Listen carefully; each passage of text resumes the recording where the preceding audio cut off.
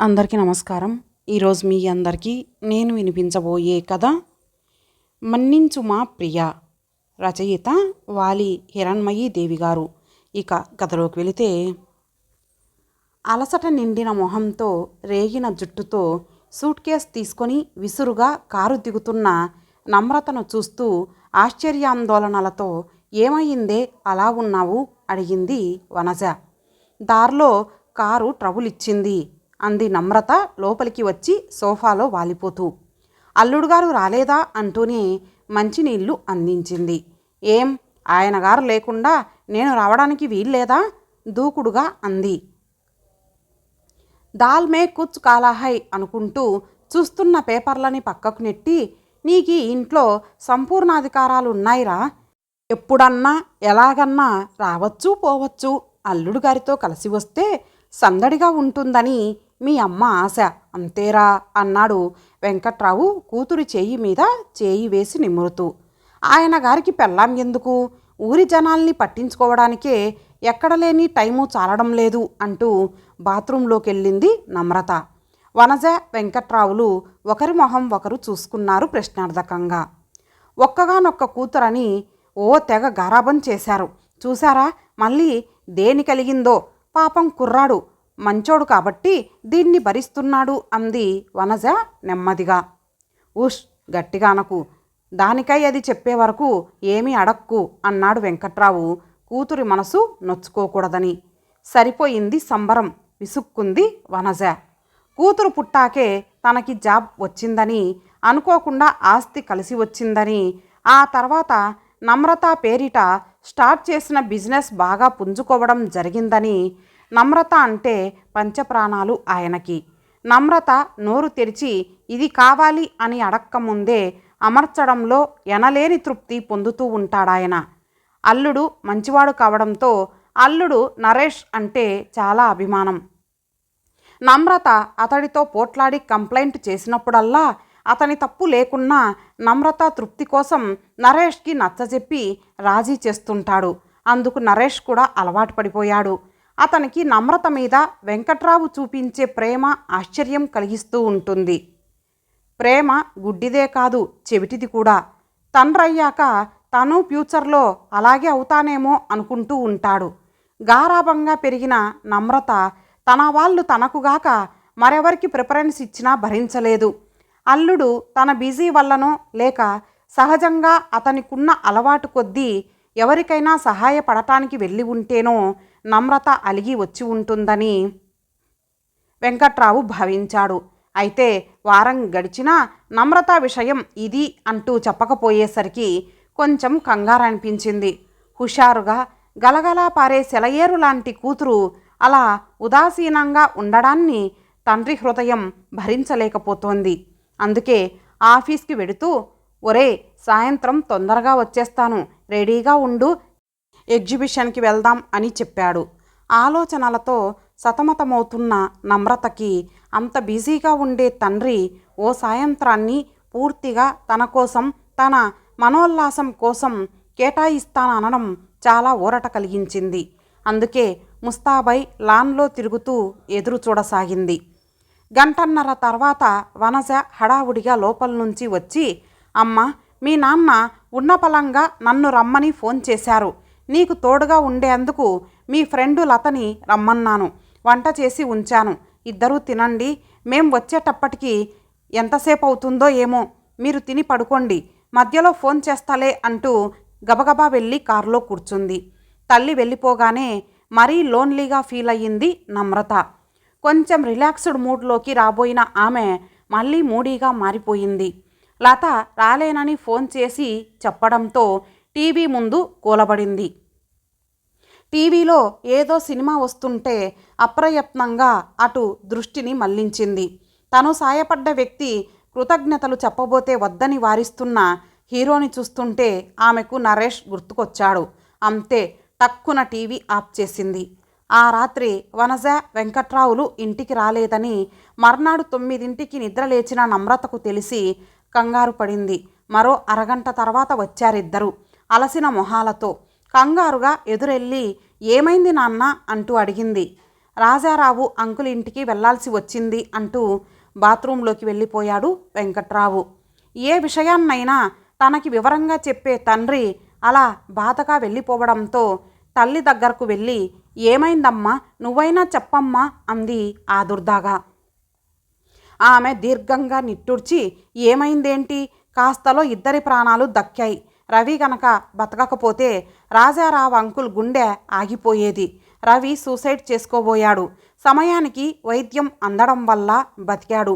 ఈలోగానే తట్టుకోలేక అంకుల్కి heart attack వచ్చింది అందామె.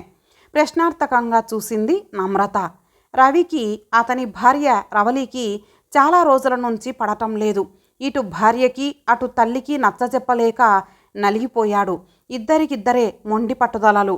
4 నెలల క్రితం రవలి అలిగి పుట్టింటికి వెళ్ళిపోయింది. విరక్తితో నలుగురు 4 రకాలుగా అనే మాటలు తట్టుకోలేక రవి ఇలా అఘాయిత్యానికి పాల్పడ్డాడు చెప్పింది వనజ. నమ్రత మనసంతా చేదుగా మారిపోయింది.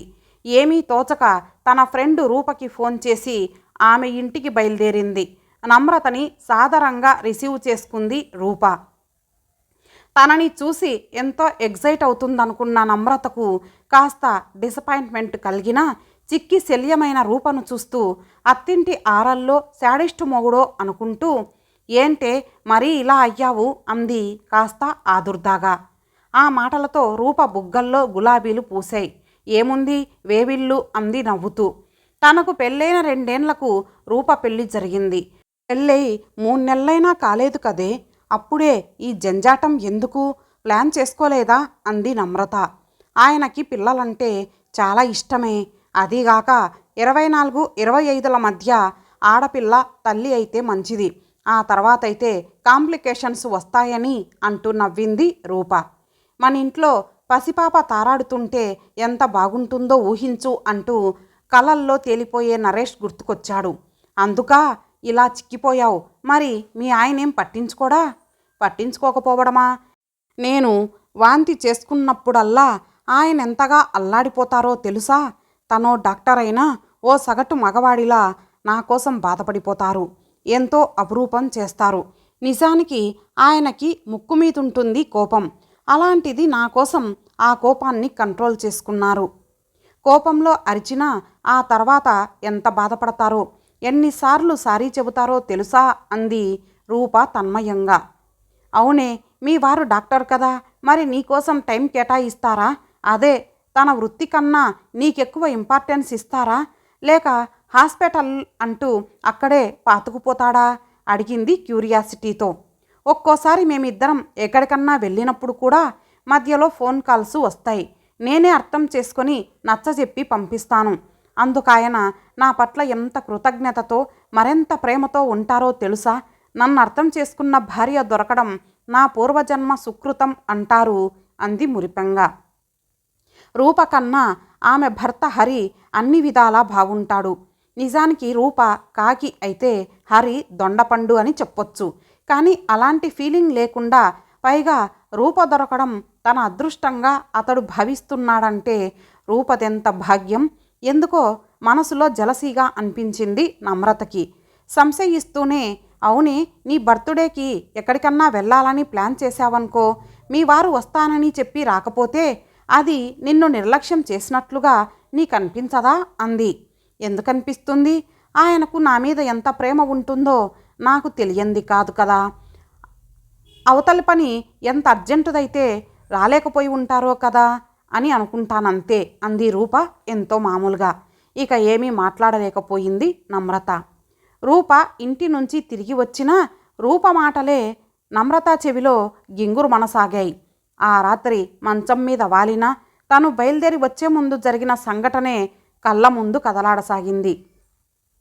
మన మ్యారేజ్ డేకి సాగర్కి వెళ్దామని, ఎత్తిపోతల జలపాతం వెళ్ళి ఎంజాయ్ చేయాలని ఎంతగా ఎన్నాళ్ళుగా అనుకున్నానో మీకు తెలిసి కూడా ఆనంద్కి యాక్సిడెంట్ అయిందని క్యాన్సిల్ చేసేశారు. ఏం ఆనంద్కి మీరు తప్ప వేరే స్నేహితులు లేరా? బంధువులు లేరా? అన్నిటికీ నేనున్నానంటూ వెళ్ళకపోతేనేం? మన ప్రోగ్రాం గురించి మర్చిపోయారా? అసలు మీకు నా మీద ప్రేమ తగ్గిపోతోంది రోజు రోజుకి. అందుకే దీని మాటకేం విలువివ్వాలిలే అంటూ నిర్లక్ష్యం చేశారు కోపంగా అంది నమ్రత. పండు, నువ్వు అలా మాట్లాడితే నాకు చాలా బాధగా ఉంటుంది. ఎప్పుడూ గొడవ పడ్డానికే చూస్తావు తప్ప అర్థం చేసుకోవడానికి ప్రయత్నం చేయవేం అన్నాడు నరేష్. ఏం, ఎంతసేపు నేనే అర్థం చేసుకోవాలా? మీరు నాకసలు ఇంపార్టెన్స్ ఇవ్వడం మానేశారు. నా చిన్న కోరికను కూడా తీర్చాలనిపించదా?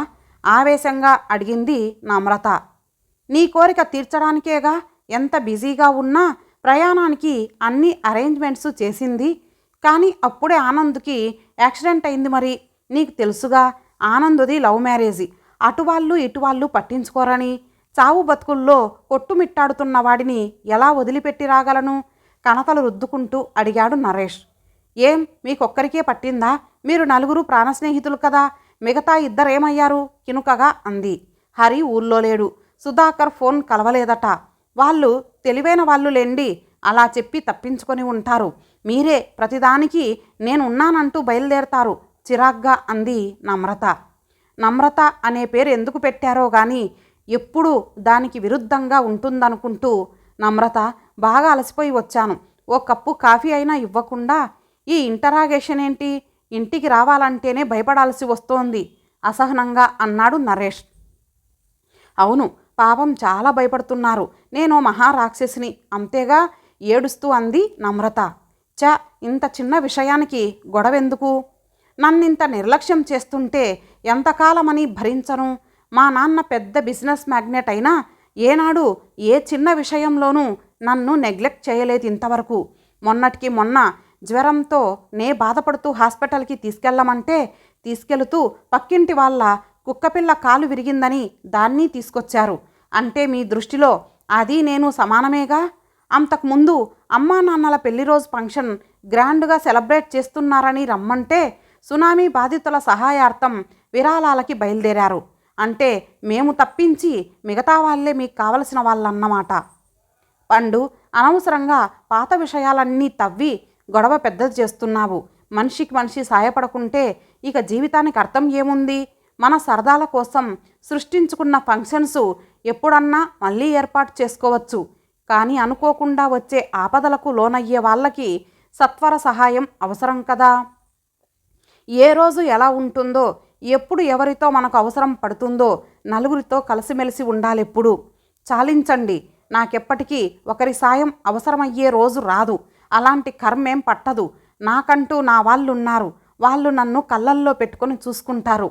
మీరు అలా చూసుకోగలను అనుకున్న రోజు వచ్చి నన్ను తీసుకెళ్ళండి అంటూ చెరచెర బయటకొచ్చి నరేష్ వారిస్తున్నా వినకుండా కారెక్కి వచ్చేసింది.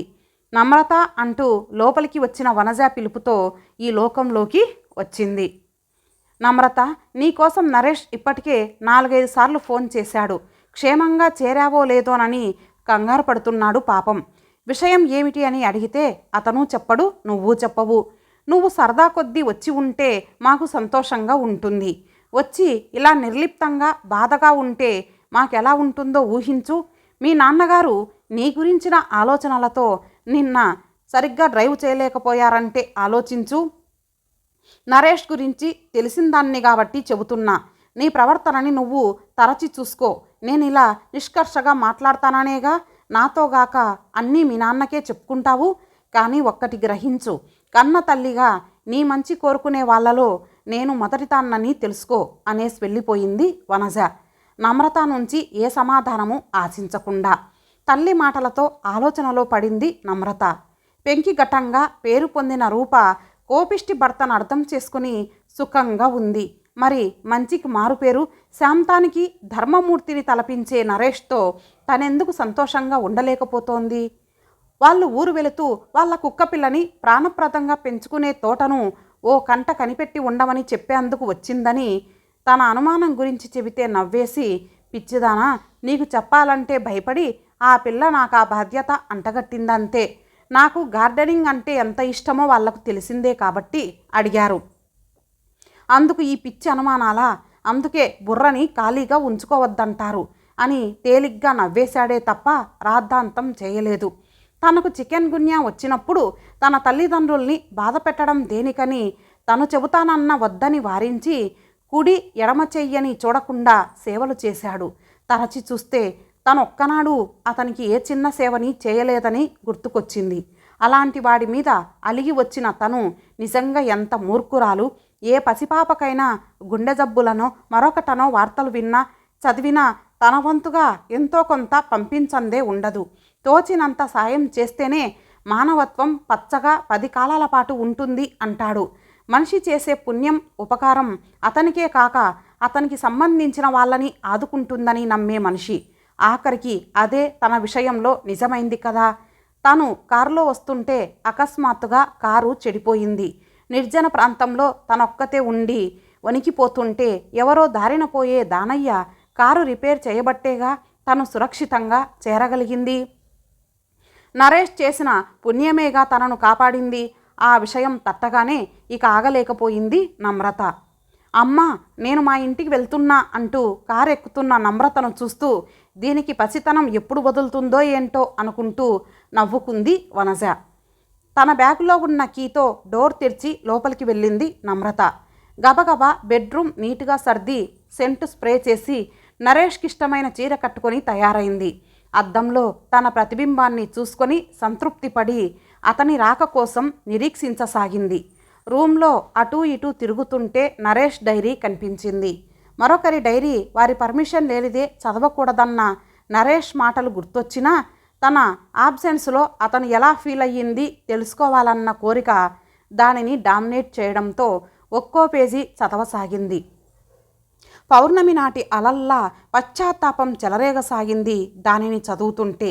తన ఆబ్సెన్సు జీవితేచ్ఛని నశింపజేస్తోందని అతడు రాసింది చదివి సూసైడ్ చేసుకున్న రవి గుర్తొచ్చి ఒక్కసారిగా ఒళ్ళు జలధరించింది. నీవు లేని చోటున నాకు చోటు లేదు, సుఖము లేదు, లేదు నా నిదురించు శయ్యాగృహమ్ము, నీవు లేక నాకు పచ్చి శూన్యమ్ము. కవి నిజంగా ఎంత అనుభవంతో రాసిన వాక్యాలో కానీ నమ్రత లేని ఈ ఇల్లు నా మనసు బావురుమంటున్నాయి అంటూ మనోవేదనంతా నింపాడు ఆ పేజీలో. మరో పేజీలో వయసులో నాకన్నా చాలా చిన్నదవడం వల్లనో అతి గారాబం వల్లనో కానీ నమ్రతలో పెంకితనం జాస్తి అవుతోంది. ఎప్పుడూ తన కళ్ళ ముందే ఉండాలంటే ఎలా కుదురుతుంది?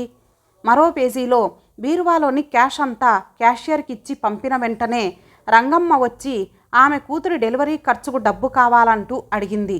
దాంతో నమ్రత దేవుడి హుండీలో వేసిన డబ్బును ఆమెకివ్వాల్సి వచ్చింది. దేవుడి డబ్బుని అలగా జనానికి ఇస్తావా అంటూ పోట్లాడింది. ప్రాణాలకు తెగించి ఓ జీవికి జన్మనిచ్చే తల్లిలో అలగాతనాన్ని ఎలా చూడగలను? సర్ది చెప్పేసరికి తల ప్రాణం తోకకొచ్చింది. మరో పేజీ తిరగవేయబోతుంటే ఫోన్ రింగ్ అయ్యింది. డైరీ మూసి వెళ్ళి హలో అంది. నేను ఆనంద్ అత్తగారినమ్మ. సమయానికి మీరు సాయం చేయబట్టి నా అల్లుడు నిండు నెలలతో ఉన్న నా కూతురు నాకు దక్కారు. పెద్దదాన్నైనా నీకు చేతులెత్తి నమస్కరిస్తున్నానమ్మా. నేను చేసిందేమీ లేదా ఆంటీ అంది నమ్రత సిగ్గుతో. ఇంట్లో భార్య కోఆపరేషన్ లేందే ఏ భర్త ఇలా ఆదుకోలేరు కదా తల్లి. మీ మంచితనానికి మానవత్వానికి నా జోహార్లు. మీరు 10 కాలాల పాటు చల్లగా ఉండాలి అంటూ పెట్టేసిందామె. ఆ మాటలతో ఇంకా నమ్రతలో ఏ మూలనో ఉన్న మబ్బు తెరలు పూర్తిగా తొలగిపోయి ఆమె మనస్సు నరేష్ రాక కోసం మరింత ఆతృతగా ఎదురు చూడసాగింది.